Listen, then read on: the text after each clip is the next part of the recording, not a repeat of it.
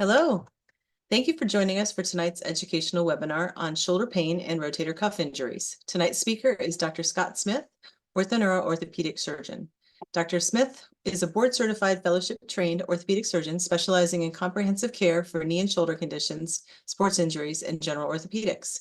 His unwavering commitment to personalized treatment ensures that each patient's unique needs are met, aiming to help them regain mobility, alleviate pain, and return to active lifestyles. Please type any questions you might have in the Q&A box below, and Dr. Smith will answer the questions following his presentation. Dr. Smith? Thank you, Heather. Well, I wanted to thank everybody for tuning in to this webinar about shoulder pain. I just recently joined OrthoNeuro here in Columbus. I do have ties to Columbus with my wife and her family, as well as I did some of my medical training here. I spent the past 5 years in the north side of Indianapolis practicing, and then when an opportunity came to move back, we jumped on it. So it's great to be back, especially now that the weather's starting to get a lot nicer. So with that being said, we'll probably get going. If I get this right. All right. So the topic tonight is a pretty broad topic. I'm going to touch on several different shoulder conditions, fairly comprehensive, and discuss some treatment options, and hopefully give a chance to ask any pertinent questions that may come up. So like I said, a little bit about me. I'm originally from Indiana and did my medical training kind of a tour around the Midwest with my medical school in Indiana, 5-year residency in Milwaukee, Wisconsin, and then my sports medicine orthopedic fellowship here at The Ohio State. So from what I do personally on a day-to-day basis, I call myself a generalist with a sports medicine focus. The sports medicine is a little bit of a misnomer. It does not mean that I only treat young athletes, but rather it's more of the specific type of focus that's spurned from what athletes tend to get. And basically that means focusing on shoulder and knee conditions. Shoulder conditions can be anything from tendon tears, instability, arthritis, whereas the knee with very similar issues, but with the meniscus and the ACL as a focus. I also do total joint replacements for both shoulders and knees. But we don't primarily focus on operative treatment. The vast majority of what we end up doing is non-operative treatment to get people feeling better. So I came with the goals for tonight's discussion would be to discuss probably the most common causes of shoulder pain with the relevant anatomy and how we evaluate them as physicians, as well as numerous treatment options. So shoulder pain is extremely common, and about 8% of all adults do have some form of chronic shoulder pain, with the rotator cuff being the primary source of pain for folks. There's over 4.5 million physician visits a year due to the shoulder pain. There's over 500,000 rotator cuff tendon repairs done annually, as well as over 150,000 shoulder replacements. And that number is growing, especially with the aging population that we see. From an anatomic perspective, the shoulder is made up of 3 separate bones. The humerus, which is the arm bone, the scapula or the shoulder blade, and the clavicle or the collarbone. There's 2 actual joints that make up the shoulder area. Well, most people think of the shoulder as the ball and socket, which is what we call the glenohumeral joint. There's also a small joint on the top of the shoulder called the acromioclavicular, or we abbreviate as AC joint. And there's also a joint between the shoulder blade and the rib cage. They oftentimes call the scapulothoracic joint. Even though it's not an actual joining of 2 bones, it does move along the rib cage. It's actually responsible for 30% of our motion when we elevate our arm above our head. So oftentimes it's an overlooked source of issues for people. There are 17 separate muscles that attach to the shoulder blade that all have to work in unison for us to use our arms in space. But the vast majority of people with muscle and tendon issues comes from what we call the rotator cuff. Now, the rotator cuff is formed of 4 tendons that form a covering over the humerus. And what those are primarily responsible for is helping rotate the ball on the socket and allowing people to lift the arm and carry weight and do complex tasks overhead that's fairly unique to primates and humans. Other important structures are the biceps tendon. There's 2 biceps tendons. One actually attaches to the shoulder blade, and the other one attaches inside the shoulder joint at the top of the glenoid or the socket. There's also a small ring of cartilage on this area here called the labrum, which acts like a bumper and helps deepen the socket and help provide stability to prevent the shoulder from dislocating. Now, the main bulk of the talk will be about the rotator cuff, which again is the most common cause of pathology in the shoulder, particularly for folks over the age of 40. There are some independent risk factors for developing rotator cuff issues, number one of which is age. Now, even though people may have rotator cuff tears, it doesn't necessarily mean they are painful. They've done really good studies where they've done MRIs on people without any pain in their shoulder at all, and found that up to 54% of people over the age of 60 had some degree of tearing of the rotator cuff, even if they didn't know it. So there is definitely an age degenerative process that goes on with the rotator cuff.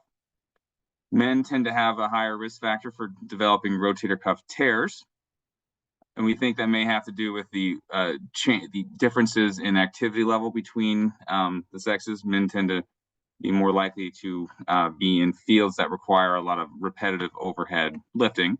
But that being said, women are not immune to developing this problem as well. It's more common in the dominant arm, which again is it makes sense. That's the arm we're going to be using overhead mostly. Folks who do heavy labor, again, that's going to put more force on the tendons. And there are specific genetic factors. Some people just seem to be more prone to developing tendon issues compared to others. So the rotator cuff, what happens with this and what causes pain is that the tendon itself is prone to inflammation and wear and tear. There are basically 2 types of rotator cuff damage. There's the acute injury, where someone usually sustains a fall and avulses or pulls the tendon off the bone, which that's not as common as the degenerative or wear and tear process that happens over time. There's a couple different things that we think contribute to this. One is obviously the repetitive overhead use that we put on our shoulders. That puts a lot of force through the tendon and makes them prone to developing problems, as well as we age, the body's blood supply to the tendon decreases, and the ability to heal and respond to the forces we put on our arm becomes less and less. So it makes the tendon prone to tearing. Symptoms of rotator cuff pathology, number one thing we focus on is pain. Most people with rotator cuff pain tend to isolate to the outside part of the shoulder, like in this picture here. Although quite often it will radiate below the shoulder to the outside part of the arm, or sometimes even into the elbow. Oftentimes I'll see patients present complaining of pain kind of in the mid-arm, even though there's really no structures in that area that cause pain. It's what we call referred pain, or where the brain perceives pain coming from.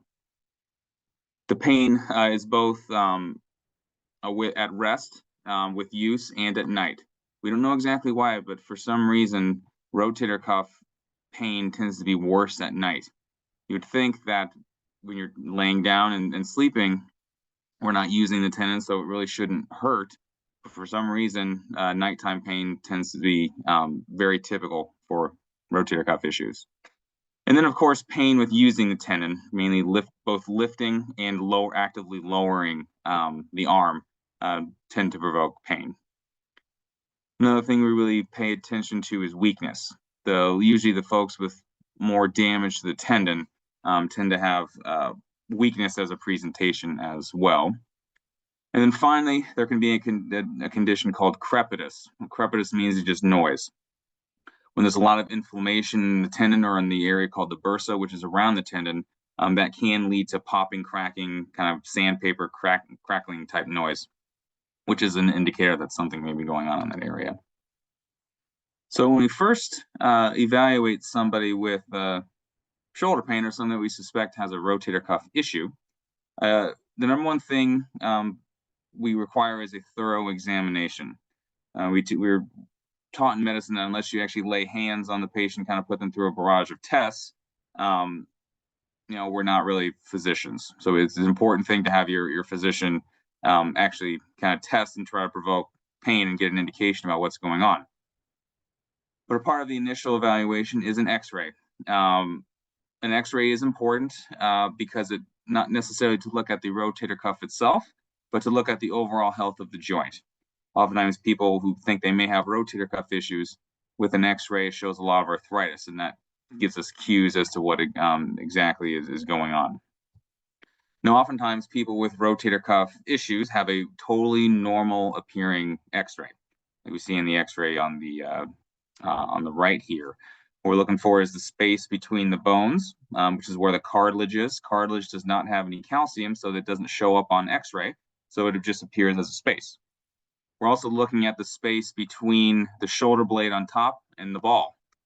That's where the top rotator cuff tendon lives, and folks with really bad tears for a long time, that ball tends to migrate up towards the shoulder blade, which again gives us a cue about what's going on. After X-ray, ultrasound is being used in the office with increased utilization. That allows us to give a good look at the tendon in real time. Now, it's not as good as the MRI, but oftentimes it's something we can do at the bedside if necessary. It can also sometimes be used to help with injections, localizing the needle in the right spot. And then finally, for the workhorse with regards to evaluating the rotator cuff is the MRI. What the MRI does is it allows us to look at everything an X-ray doesn't tell us. Basically, it gives us a good look at the surrounding ligaments, the tendons, as well as the cartilage to help come up with a diagnosis. So in this example of this MRI here, on the white, it shows that the rotator cuff tendon is torn and retracted from the shoulder, the ball. So the good news for folks with rotator cuff issues, the vast majority of them can be treated without surgery. Good studies show that up to 80% of people presenting with rotator cuff type pain do get better. The mainstay of treatment for non-operative treatment for rotator cuff is physical therapy, as well as judicious use of injections. Therapy sometimes gets a bad rap, but it is very important, particularly for people with rotator cuff issues. Oftentimes, they're not using their arm in the proper mechanical way because they're trying to avoid pain, and it becomes a subconscious habit, essentially. So it's important to help break that habit and use the arm properly, which can oftentimes take decreased stress off the rotator cuff, as well as decreasing the inflammation and bursitis. Now, injections typically are steroid or cortisone. And cortisone basically is just a strong anti-inflammatory that we put around the tendon to help decrease pain and inflammation. We still do these quite frequently, but typically we are saving these for patients where either we know they don't have a rotator cuff tear, or they're less likely to given their age and their presentation. Studies have shown that folks with rotator cuff tears, when you do an injection around the tendon, that decreases the quality of the tissue and can actually make the tear worse, particularly with repeat injections over time. So we tend to maybe do a little bit more diagnosis early if we're worried about a large tear. And then, of course, surgery is an option for folks with rotator cuff tears. And the indications for doing surgery are, number one, pain that has not responded to non-surgical treatment. I like to tell folks we treat patients, not MRIs or X-rays. So we have to listen to the patient, kind of really gauge their pain and how well they've responded and how much it's affecting their daily life. We tend to lean a little bit more towards surgery earlier, particularly if folks have decreased function as well. So if they have a lot of weakness, unable to lift their arm, unable to do their desired activities or activities of daily living, that's a little more clear indication for doing surgery early. We also tend to lean more towards surgery for full thickness tears. So when the full thickness of the tendon is pulled off of the bone. We know that the natural history of rotator cuff tears, when they are full thickness, they are more likely to progress. They're more likely to get bigger and retract or pull further away from the ball, and that makes fixing them at a later date more difficult. So when someone with a full thickness tear who has pain and weakness is a good indication for fixing it to try to prevent that problem. Because what can happen over time is when that tendon is not attached to the bone anymore, the muscle is not doing anything. And so it can atrophy or turn to fat. And then when that happens, the ability to fix it becomes less likely, which is a more difficult conversation later. So what does surgery look like for the rotator cuff? Well, the good news is the vast majority of the time we're doing this arthroscopic. So in these pictures here, arthroscopic surgery is done through numerous small incisions rather than a large incision. And it's done with a camera to give us a very close look at what we're doing, and it's minimally invasive. So in these pictures here on the top right, we can see that the ball, which is what's called the humeral head, is exposed, where that rotator cuff tendon has been torn and pulled back.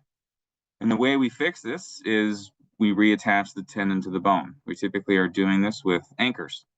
So using the arthroscope and numerous small incisions, we put small devices or anchors into the bone. And there's been a lot of advancements over the years with improving these anchors and their ability to do their job. Some anchors are made of a biocomposite material that the body absorbs. And now some of the anchors we're using are actually just made of all stitch. That doesn't absorb, but it's a lot smaller, so we can use a much smaller hole to put it in the bone. And all these anchors, what they do is they have suture or stitch attached to them that we then pass through the tendon and reattach it to the bone to kind of compress it to get a good healing response. And with these newer developments in anchors, we've become a lot more creative in treating larger and more complex tears, like we see in the bottom right, with numerous suture configurations to try to increase the stability of the repair to allow it to heal.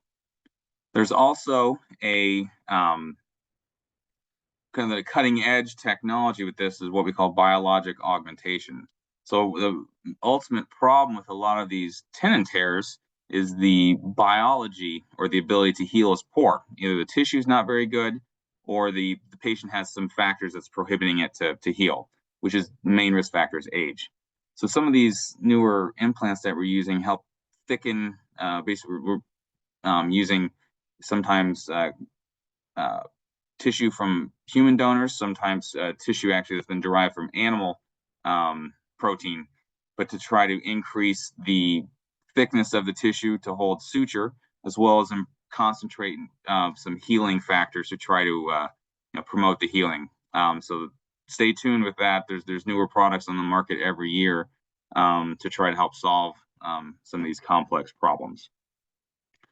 Now, what surgery looks like, it is a day surgery, so the vast majority, over 99% of these surgeries, folks go home the same day. Surgery is done under a general anesthetic, but pre-surgery, we oftentimes are doing a nerve block. So the anesthesiologist finds the nerves that come from the neck down into the arm and injects numbing medicine around it, kind of causes the arm to go to sleep.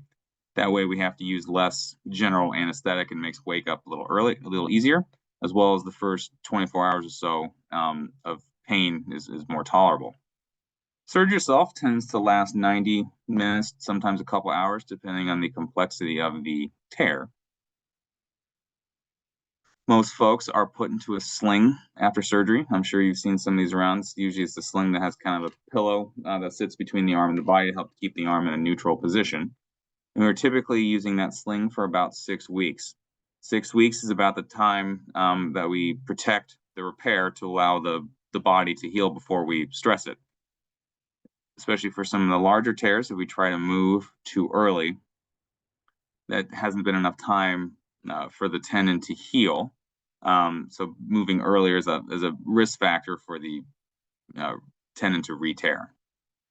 And so recovery from this total can be quite variable from person to person. But I typically tell folks, obviously, the first 6 weeks, we're not doing a whole lot. The whole point is to basically stay on top of pain. But we are getting folks into physical therapy early. The whole point of that is to prevent the shoulder from getting too stiff. So while you're not moving the shoulder, physical therapists are oftentimes doing passive motion, tissue mobilization, so that when we do start moving the arm at 6 weeks, we don't have to fight stiffness and weakness at the same time.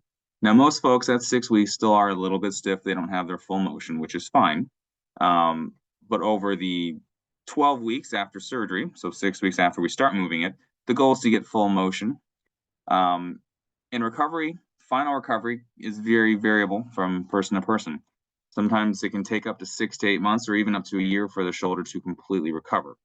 But that being said, most folks by 3 months are back doing most of their desired activities. They just may not have the endurance or full strength yet at that point.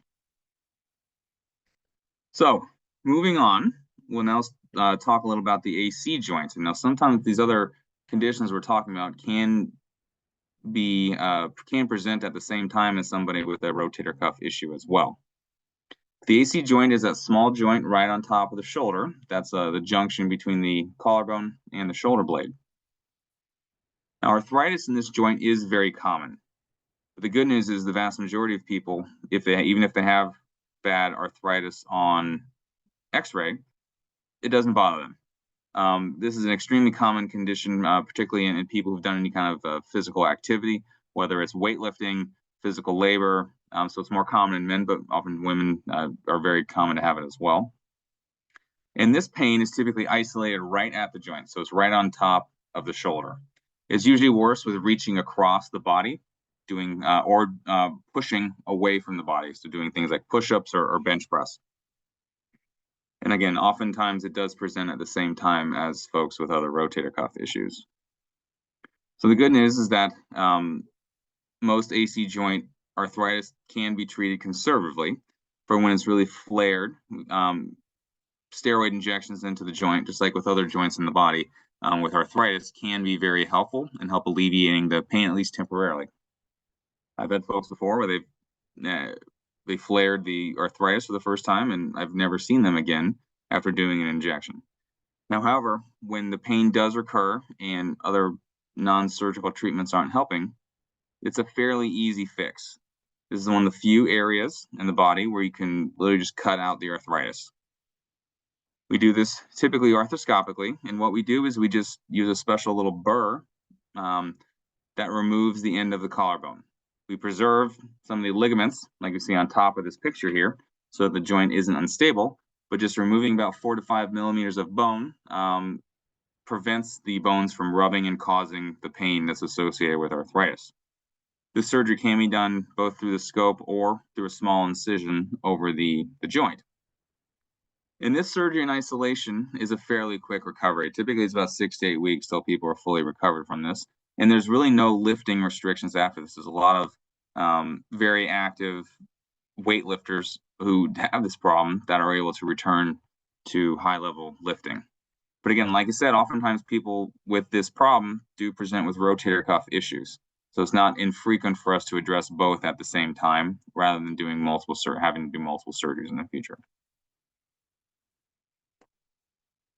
Then we'll move on to the biceps, as well as the labrum. So the biceps tendon, like we mentioned earlier, the long head does attach inside the shoulder joint at the top, or the superior labrum at the top of the socket. And oftentimes this can be a common source of deep, achy shoulder pain or pain more in the front part of the shoulder. There's a couple different conditions that can be. Biceps tendon can be prone to tendonitis as well. It can be prone to rupture. So some people can be lifting an object and feel a pop in their shoulder and notice that their muscle down by their elbow has balled up a little bit. It's called a Popeye deformity. There can also be damage at where the biceps anchors to the labrum. That's what we call a superior labral tear, oftentimes abbreviated as SLAP.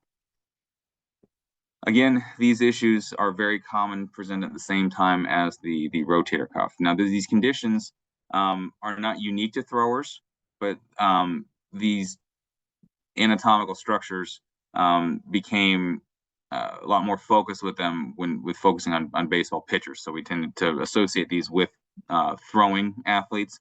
But again, it's extremely common with just regular wear and tear as well. Now, folks with biceps tendonitis or superior labral tears, again, the mainstay is conservative treatment. Physical therapy, sometimes injections around the tendon or into the joint for when it's really inflamed can help as well. But the mainstay is to help with is physical therapy to promote tissue mobilization and decrease inflammation. Now, when this fails, surgery, of course, is an option. And our mindset towards these issues has changed in the past 5 to 10 years. In the past, particularly with these superior labral repairs, the goal was or labral tears, the goal was to repair them. However, particularly in folks over the age of 30, we noticed that the outcomes were not very good. People still had pain and they were more likely to get stiff. So instead of repairing that, what we do is we remove the offending source. So we actually cut the tendon inside the shoulder joint, right where it attaches at the anchor right here, so that it's no longer pulling on the labrum and causing pain. Now, some physicians just cut the tendon and let it retract. But that can lead to some achiness, crampiness, as well as a deformity, like we mentioned, called the Popeye deformity, which, again, is not a great cosmetic outcome, as well as can cause pain. So in my practice, what I typically do is a procedure called a tenodesis. So after we cut the tendon, we then, either through the scope or through a small incision, fix it to the humerus. So we remove the damaged portion of the tendon, the portion that was inside the joint, and fix it to the humerus so that it scars and heals in that spot where it's supposed to. So we maintain the proper length of the tendon as well as removing the offending tissue. Recovery from this is about 6 to 8 weeks as well, and there are some lifting restrictions for those first 6 weeks. And every time we're trying to repair a tendon, we want to let it heal first. So doing heavy biceps work before it's healed is a risk factor for it tearing again. But usually after 6 or 8 weeks, pain related to the surgeries is gone. That's a fairly quick recovery. And again, like with the AC joint, these pathologies can present at the same time as other shoulder issues. So folks who have a rotator cuff tear that is fixed oftentimes do have the biceps tendon as a source of pain. So I like to treat all the potential sources of pain as long as it's medically indicated. And I think that's contributing to their symptoms to kind of provide a one-stop shop for the shoulder to prevent it from worsening and having to go back. No one likes to have a second surgery. And so finally, we'll touch on the scapulothoracic joint, which is typically presents as pain in the back part of the shoulder, either on the shoulder blade. And again, this in isolation typically it can be a response to having rotator cuff issues, but also rotator cuff tendonitis can arise with the scapulothoracic joint being a primary source of the pain. Oftentimes people with pain in this area will present with weakness, and that's because they're not using all those 17 muscles that attach to the shoulder blade properly, and it's putting their arm at a mechanical disadvantage so they don't feel like they have the strength. Popping is extremely common with this condition as well. You can develop bursitis between the shoulder blade and the rib cage as it rotates over, so with lifting the arm, it can be a significant source of pain. And usually the root cause of this problem is poor mechanics. Oftentimes when we develop pain, or in today's society, we're doing a lot of computer work, so oftentimes we have a posture causing us to be hunched over, and that's not how we were supposed to use our arms, so it can be a risk factor for developing this problem. And then when we have the problem, we try to subconsciously avoid the pain, so then we cheat on how we use our arm, and that can put increased pressure on the rotator cuff and the other structures that can cause those to flare up. So it can become a snowball effect. Good news for this problem is 99+% of people with shoulder blade pain can get better without surgery. And the focus is physical therapy, medications to help decrease inflammation, but really it's therapy to retrain folks how to use the shoulder properly and use the proper mechanics and treat the root cause of the problem. Finally, we will switch gears and talk a little bit about shoulder arthritis, which is treated much differently than shoulders without arthritis. Now, arthritis is a little bit of a confusing term for folks. There's multiple causes of arthritis, but here we'll mainly talk about osteoarthritis. And what osteoarthritis is basically just a breakdown of the cartilage, which is the protective layer in the joint over the bone. And that allows a smooth motion of the joint. Now, cartilage itself does not have any pain sensors. So the cartilage itself does not cause any pain. It's the bone underneath the cartilage that when it loses that protective layer, it can cause that increased motion and force on that joint, causes an inflammatory response. And typically, the presentation for folks with arthritis is pain, obviously, but stiffness. As the cartilage surface wears out, the body naturally tries to decrease the motion of the joint. So it forms bone spurs and stiffens the joint to prevent that excess motion that's causing pain. There's two types of arthritis within the shoulder. There's one's the standard osteoarthritis, which is just the wear and tear of the cartilage, as well as rotator cuff arthropathy, which is a arthritis in the shoulder due to the presence of a large rotator cuff tendon tear. What happens when we lose the rotator cuff, the mechanics of the shoulder changes, and the cartilage, the joint, is worn differently than if the tendon was there previously, and we can get arthritis secondary to that.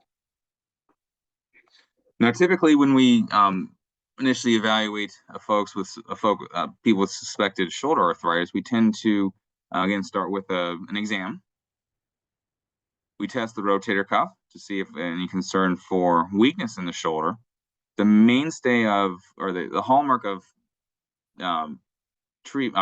presentations for folk with shoulder arthritis is grinding, or that crepitance within the joint. As that cartilage is gone, it tends to make noise and not be as smooth of motion, as well as stiffness. People with shoulder arthritis tend to have quite a bit of both what we call active and passive stiffness. So they can't move their arm very far, and then as the physician, when they relax, I can't move their arm any further. X-rays are the mainstay of evaluation for folks with arthritis. Now, in this X-ray, it's a little bit different than the one previously. As you can see, there's really no spacing between the ball and the socket anymore. So as that arthritis, the cartilage has worn, the bones get closer and closer together. We also are looking for bone spurs, which is kind of the bottom part of the humerus there. And what happens is the body increases the amount of bone around the joint, again, to try to decrease the motion as a response to the arthritis. Sometimes we are getting an MRI still in folks with shoulder arthritis, and sometimes that's to evaluate what their rotator cuff tendon looks like, because the ultimate surgery for that problem can depend on how good their rotator cuff tendon is. But often we're getting CT scans for folks with shoulder arthritis, and that's to help plan from a surgery standpoint, which we'll talk about that here in a little bit. So unfortunately, with shoulder arthritis, there's not as many non-surgical options because the joint is worn, and there's not a whole lot of not really an ability to restore the cartilage back to where it was before it was gone. We're always looking for that magic bullet, but so far it still remains elusive because of the complex biology of the problem. So non-surgical management of shoulder arthritis tends to be number one, activity modification. So if it hurts, don't do it. Anti-inflammatory medications. And then the mainstay is steroid injections for arthritis, and that's just trying to decrease pain in the joints and allow people to continue to live their lives more comfortably. Now, the shoulder, just like any other, like the other large joints, like the hip and the knee, we can do arthroplasty or replacement of the joint. And unlike other types of joint replacements, there are two different types of prostheses for the shoulder. The first is conventional shoulder replacement, which we call a total shoulder arthroplasty. And what that is, we basically replace the the worn cartilage and bone on the humerus side and replace it with a metal ball. And on the socket side, we replace it with a plastic socket so that we basically recreate the nice smooth surface. However, that surgery does require a good rotator cuff, which oftentimes folks, especially as we age, we know that 60, 70% of people over the age of 60 will have some degree of rotator cuff damage. And if we don't have a good functioning rotator cuff, a shoulder replacement doesn't work really well. And so then this reverse replacement was developed to help address that problem. And basically what that is the components or the pieces are flipped. We put the socket on the humerus side and the ball on the shoulder blade side. We'll talk a little bit about what that does here in a second here. But there's been a lot of innovation with shoulder replacements over the past few years. Now, for most of our patients, we are doing digital templating. So part of the technology, we get a CT scan of when someone elects to have surgery. We're typically ordering a CT scan that insurance does cover to get a 3D model of the patient's individual anatomy. Then we take that scan and plug it into a computer program that basically allows us to do the surgery in 3D and pick the sizes of the components that are specific to the individual. So oftentimes, which types of components we pick depend on the amount of wear and tear of the bone. And we can also 3D print guides to use during surgery to help us get the components in the exact right spot that we plan digitally. And these kind of have revolutionized how we do the replacements to improve outcomes and prevent these joints from the shoulder replacements from wearing out too fast. So the first type of replacement I mentioned, the anatomic or just the total shoulder replacement, and it's an easy thing to conceptualize. You're just replacing the ball with the metal ball and the socket with a plastic socket. This surgery is done open, so there's no arthroscopic option for this. Basically, an incision about that big, just right in the front of the shoulder. We have a natural split between the deltoid muscle and the chest muscle, the pectoralis that we go between. And then we just remove the end of the humerus and typically put a metal stem down the center of the bone because our bones are hollow. We impact that stem in, and that is non-cemented usually. The body actually grows into the stem and kind of fuses with the specially coated metal. And then we replace the cartilage part with typically a metal ball, though there is some increasing use of pyrocarbon instead of using metal as this. And then on the shoulder blade side, for most folks, we are putting a plastic socket in place. That's usually cemented in place, so that now, once the surgery is done, the patient has a nice smooth surface. It removes the underlying arthritis pain, and oftentimes can improve their underlying motion because we remove those bone spurs as well. But like I said previously, this shoulder does require a rotator cuff. In the past, this was the mainstay of treatment for folks, but as we've started seeing older and older people and expanding indications, more folks are getting the reverse replacement first, because what happens when the rotator cuff fails or tears and they have a replacement, we have to convert this replacement to a reverse. So for most folks over the age of 65, we just like to do one surgery and have it last them the rest of their lives. So we're typically, more often doing the reverse one first. But this replacement, the regular replacement, is a very good surgery and can have excellent outcomes. But again, it takes make sure that folks have a good rotator cuff. The second option is what we call the reverse or replacement, and that's where we are still doing a very similar surgery. It's the same incision, same process.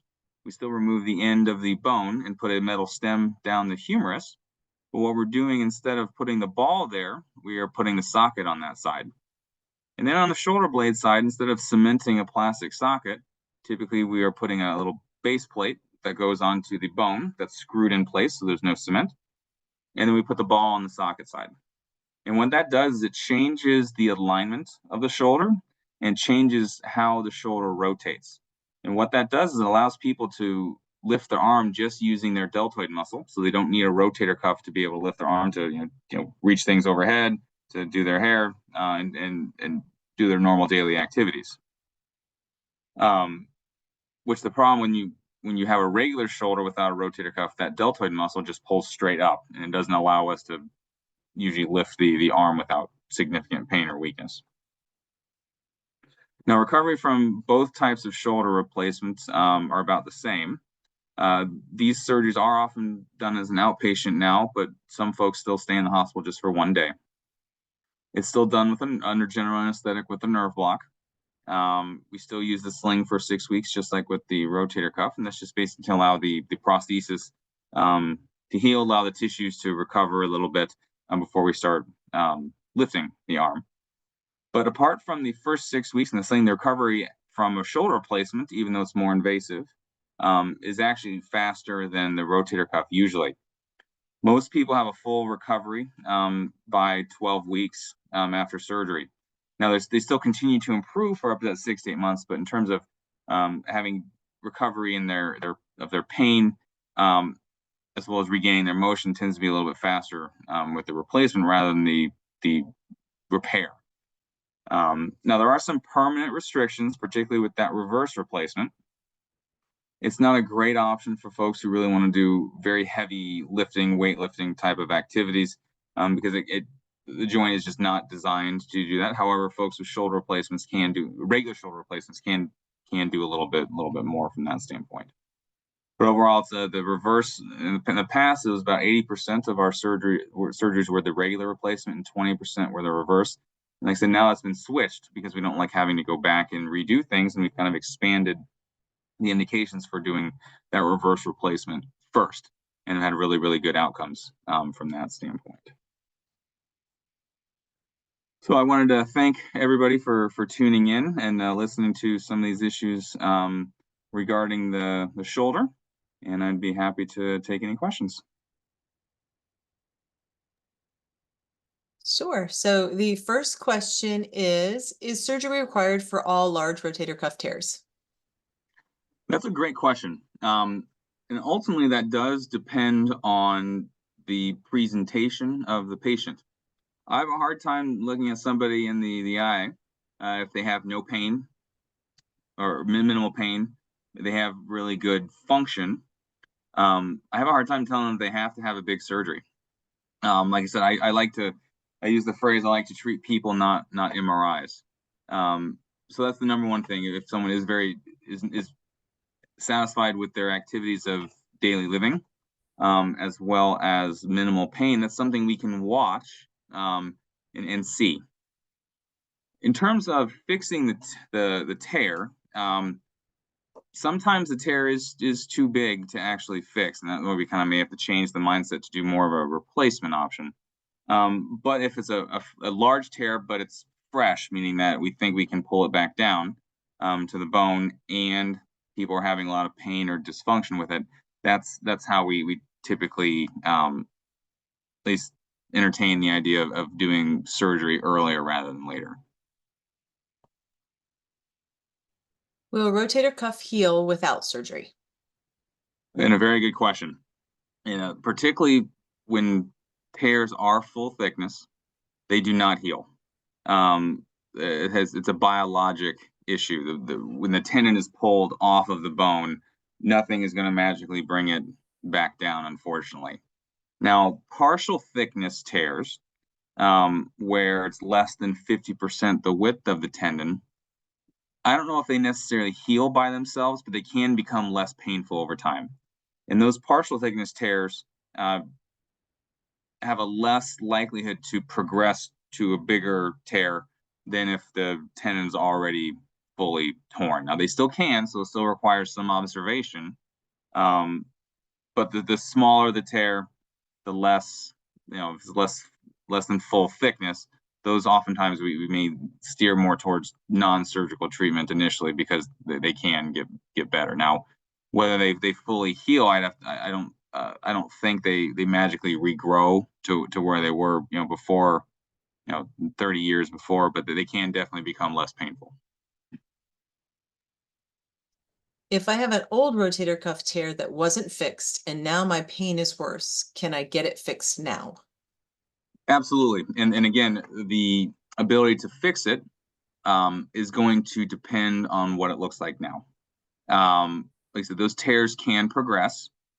And so if it is the same, if it's not really retracted or pulled off the bone really far, and there's not any significant atrophy or shrinking of the muscle, then absolutely you can consider doing a repair months or years after it was first diagnosed.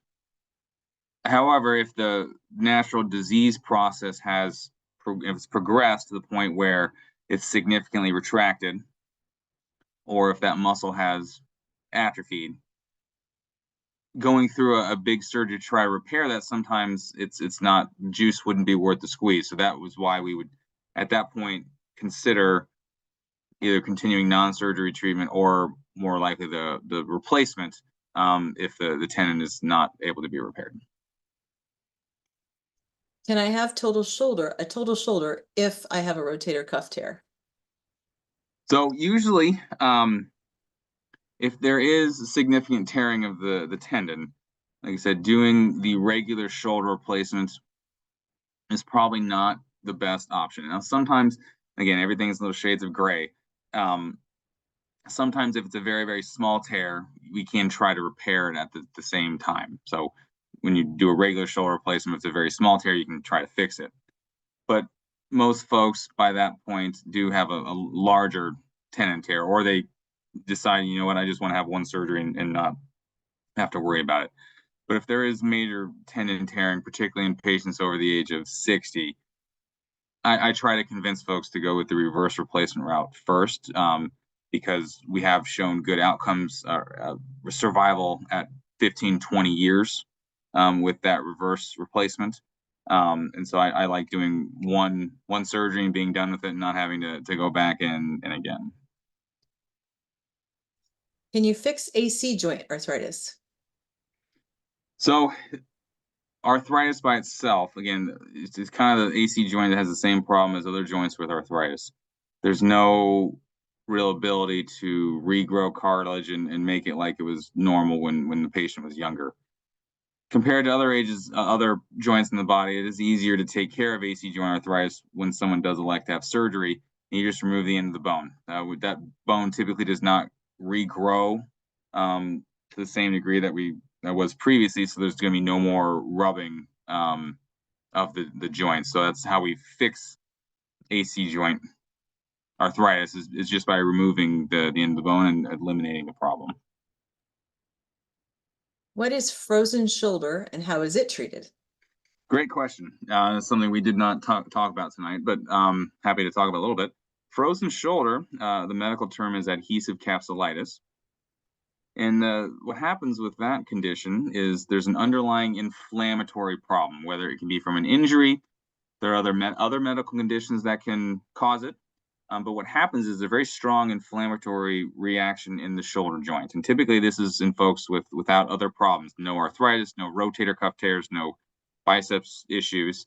But the capsule or the lining of the joint, which is normally nice, thin, stretchy, and pliable, becomes very inflamed. So the hallmark of the condition is people have horrible pain. It's usually with any kind of movement of the joint. And then over time, the pain tends to get a little bit better, but the shoulder becomes stiff. And what happens at a cellular level, the capsule is normally nice and thin and stretchy, which allows us to have more motion than any other joint in the body. But that capsule becomes what we call fibrotic, or it becomes scarred and thick, and it's no longer stretchy. And so the hallmark of that stage of the condition is a loss of both active and passive motion. And so a patient can't move their arm like the way they want it to, and then us as the physician can't move it any further than the patient can. Oftentimes people with other conditions like rotator cuff tears, they may not be able to lift their arm, but I can usually lift their arm for them. Whereas in folks with frozen shoulder, they can't. And so the good news of frozen shoulder is, again, vast majority of patients get better without surgery. Even if they do nothing, within 8 months to a year, the pain, the motion completely comes back. But typically we can quicken that process, usually by beginning some kind of anti-inflammatory regimen, either oral medications or putting steroid in the joint. because it's an inflammatory problem. We try to decrease the inflammation. And then with gentle physical therapy to mainly focus on stretching of the joint to regain motion. And most folks by 6 to 12 weeks have fully recovered. But there's a small portion of the population that kind of plateau with their recovery and they never get their full motion back. And so when that happens, we can intervene. And typically that's an arthroscopic surgery where we just kind of release the scar tissue and manipulate the arm to help get the full motion back. And most folks are fully recovered after that by 6 to 12 weeks. How bad is the recovery after rotator cuff repair? And the $1,000,000 question, and it's a very common surgery, so a lot of people do have family members or friends that have been through it, and everyone has their own journey with it. But in my experience, it is one of the more difficult surgeries to recover from.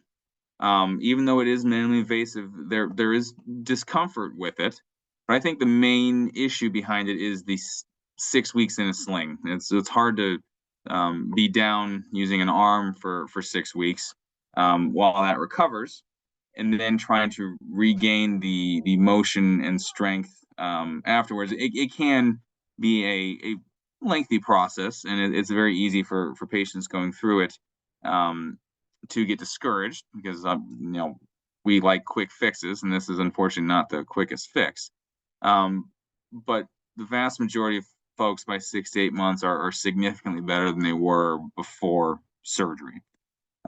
We typically manage pain after surgery with things, non-medication things like the nerve block, as well as medications. And most folks are off medication, any kind of medication, by 4 to 6 weeks after surgery. And then there's a good amount of therapy. And how much therapy really kind of depends on the individual. Some folks I've had with large tears by 3 months have full strength and no pain, and they do great. And some folks it's taken up to a year. We don't know exactly why patient A can get better so much faster than patient B. There's multiple factors that go into it. The individual's ability to push through discomfort, I think, is an ability to recover faster. Some people just naturally get more stiff. They have a more robust inflammatory response to the surgery. And so when that happens, it takes a little bit longer to help break up that scar tissue that develops. But good news is that after rotator cuff surgery, patients who get stiff and those who don't get stiff, they've shown that at the year mark, the vast majority of patients all get their motion back, even if they got stiff or not. So there's always light at the end of the tunnel. And so it's part of my job after surgeries to help keep things in perspective and make sure that patient stays positive and makes their full recovery. Can you repair a rotator cuff more than once? Absolutely. There can, and I have been part of revision, what we call, where the tendon either may have not healed the first time properly, or had a re-injury. But as long as we think the type of tear is able to be repaired in a patient who has continued pain, weakness, stiffness, those types of things, if we can repair it, we typically try to. And again, that's where a lot of these newer biologic augments are coming into play, especially in these revision cases where we try to improve the biology the second time around, improve the fixation to try and get the tendon to heal properly. Can I golf after rotator cuff surgery? Absolutely. The goal after any type of repair is to have the patient return to their desired activities, whether that's golf, tennis, basketball, weightlifting. There are professional athletes who have had rotator cuff repairs and returned to professional sports. That is my goal for patients is to get back to those activities that they were able to do before the shoulder became a problem. But golf is absolutely one that we want to get folks back to. What does bone-on-bone arthritis mean? So that's just it, and that's a little bit of it's a term that most people know. it's end stage arthritis. Basically, it's advanced arthritis where there's no cartilage remaining, and that space on an X-ray is completely gone. Can you revise or reverse total shoulder replacement? You can, and that kind of depends on what the underlying problem is. Even though it is a very good surgery, there are complications that can arise. Some of those are technical complications. If the surgeon didn't put the replacement in the right position, there can be issues with the replacements.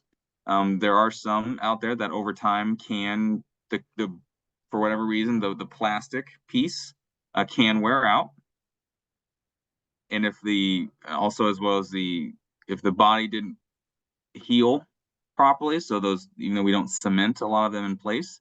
But if the body doesn't fuse to the metal like it was supposed to, the prosthesis can become loose and cause pain. So that would be a reason to revise it as well.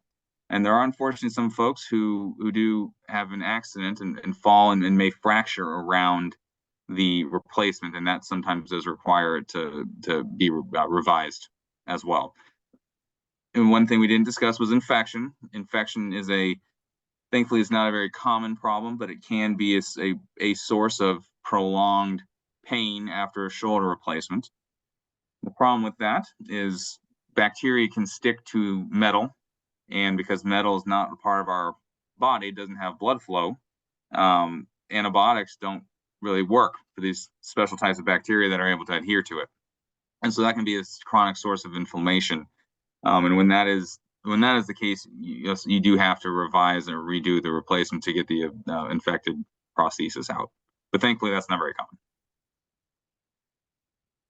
Great. Any additional questions?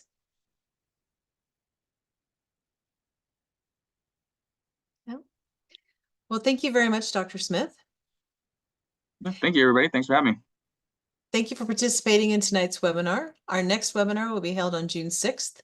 Dr. Gary Millard will be speaking on hand emergencies.